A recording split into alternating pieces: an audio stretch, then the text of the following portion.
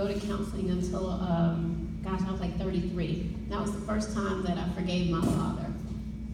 And that was a really big step. It was an emotional step for me. My father actually is of Indian descent, East India, South Asian culture. And so for a long time, I didn't want to learn about my dad's culture because I was angry at him for what he had done. And I thought, if he really loved us, how could you do that? And so once I finally learned that it was an illness and that my father was not in his right state of mind, that I could finally, after all those years, forgive him. And so I'm going to try not to get emotional too up here, but can you imagine, I don't know how many of you guys, have a parent that have passed away, just show of hands in the audience, or someone that might have taken their own life, but here I am, I'm 47 years old, but it's still not a day that goes by that I don't want to meet my dad, or I'm that little girl that longs to meet her father, and I think that's why I'm still struggling to this day, even though I've been successful.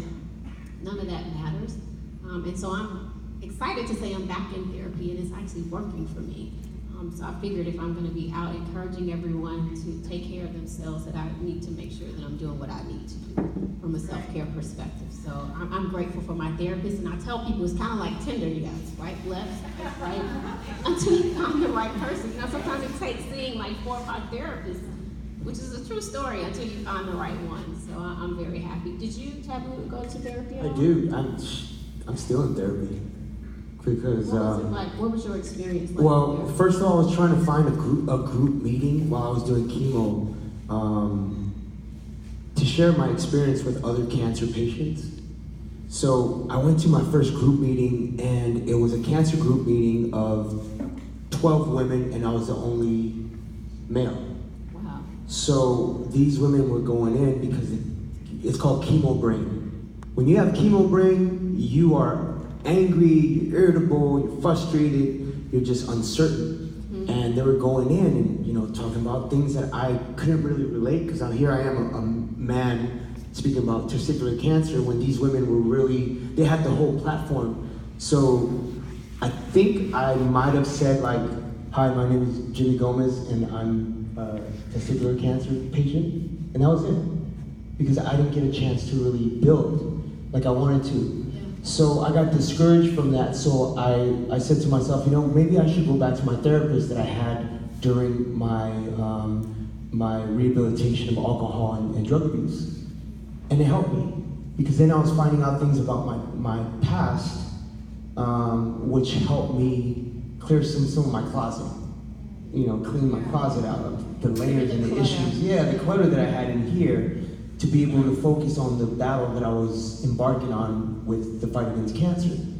So, even to this day, I make it a point to at least check in, to try to make sure that I understand that, I still got some things here that I need to fix within myself, and I always say success, like the road to success is always under construction, and we're the builders and the architects of that path.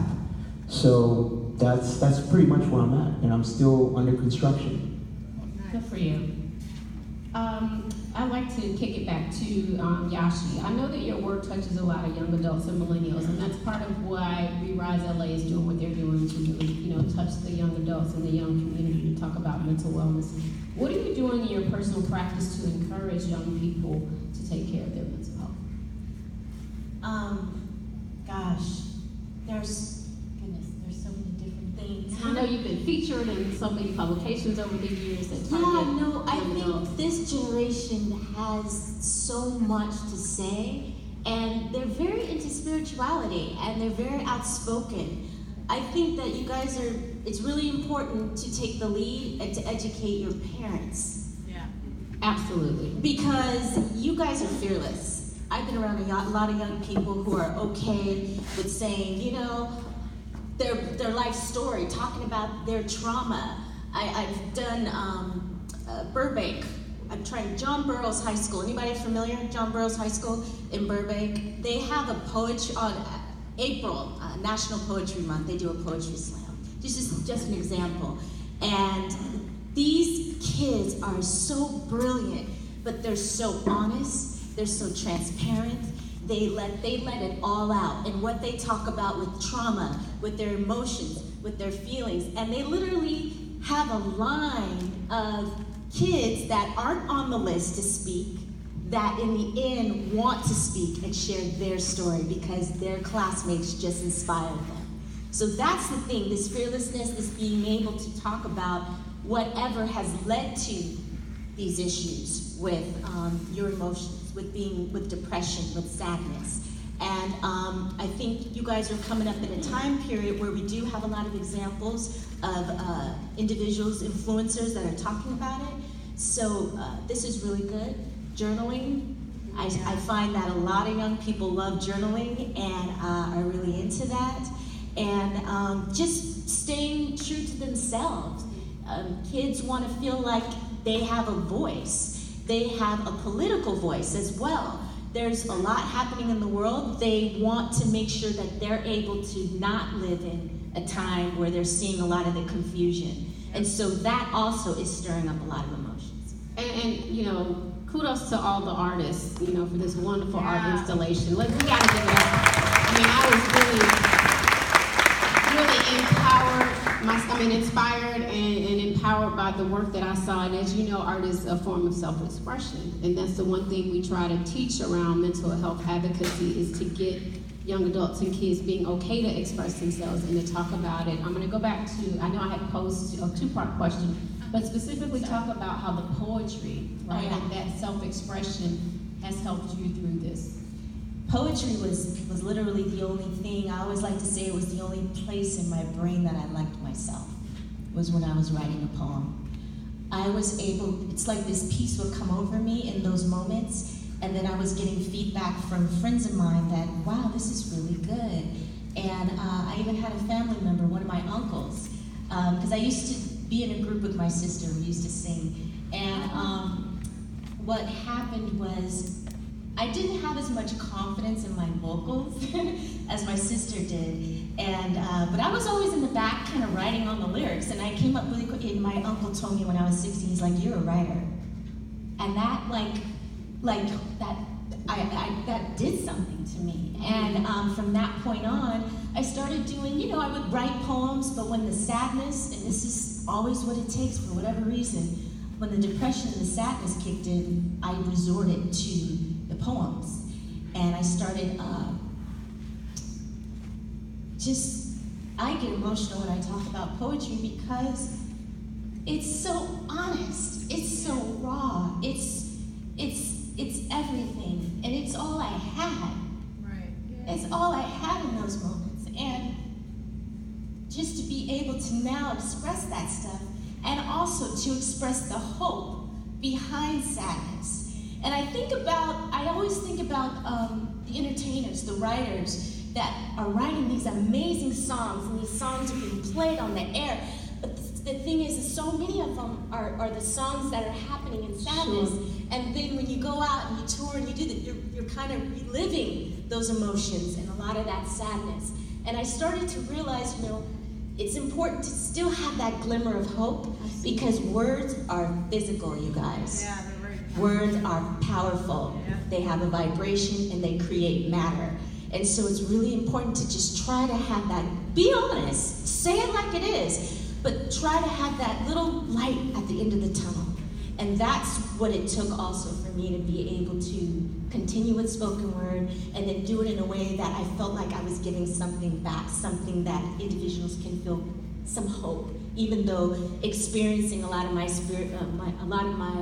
challenges through my lens, through my eyes. I think that's fantastic. Let's give it up for that. The work that you're doing is really saving lives and impacting lives. And I think, you know, oftentimes, I love what you said about, you know, the lyrics, they're personal, but it's hard sometimes being out on tour and rehashing and reliving that. I kind of feel like that sometimes when I'm out here doing this advocacy work, having to tell the story of the suicidal ideation in front of family and friends and peers. Like, that's not easy to do. And so there's this notion of the wounded healer, right? Yeah. And the importance of taking care of yourself through all of that. So thank you again. Taboo, let's go to you next. I want to talk about the Native American community. Given all of the trauma that we've seen recently in the community and the unfortunate increase in the number of suicides, tell me about the work that you're doing in the Indian culture around that. So, Indian country. I'm sorry. yes.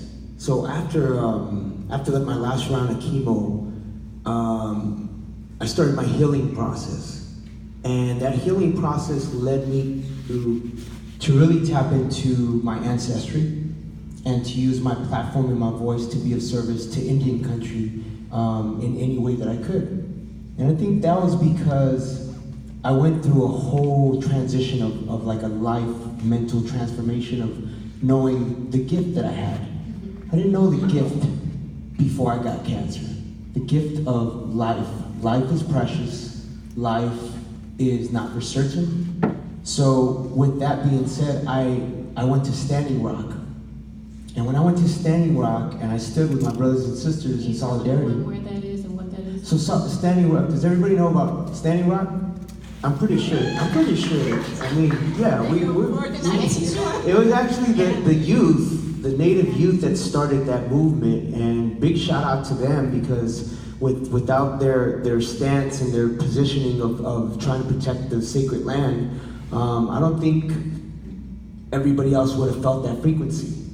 And I always pay homage and my respects to the Native youth, and then everybody that came there to support Native, not Native, Indigenous, non-Indigenous.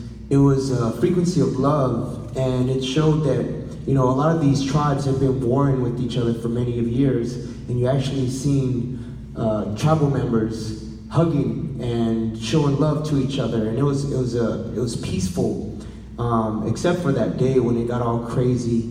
But I had to go there to feel what was happening, the pulse of it. So that helped me with my healing process. So I said to myself, this is where I need to use my gift in Indian country. I love my capability to reach East Los Angeles because that was where I was born, and that's where will.i.am, Black Eyed Peas, where our hub is. But then I said, what about my grandma? That's right. How can I show her respect to her culture and how she loved and respected her ancestry? So now I'm doing work with the Joe Biden Cancer Initiative and with the American Cancer Society to be able to bring medical facilities, oncology centers, and bring arts and music with the Turnaround Arts Program to Standing Rock Middle School and Elementary so that you have an outlet, because a lot of the times the kids don't really have an outlet. You can clap, go ahead. Go ahead. I'm proud of that. I'm proud of that work because you gotta understand, on the res, the suicide rate is 202% more than the average teenager or kid. That's fucked up. Yes. So the fact that I have this voice that speaks to millions of people because we do songs and we dance, I'm gonna make sure to transfer that energy and do my work here. And what's the mental health care treatment or resources like? IHS? Ooh, it's bad. You know, I have a friend here, Sarah Eaglehart, who's an amazing asset to my team. She's part of an amazing group of people, Natives in Philanthropy. Sarah, are you here? Is Sarah in the house? Yep.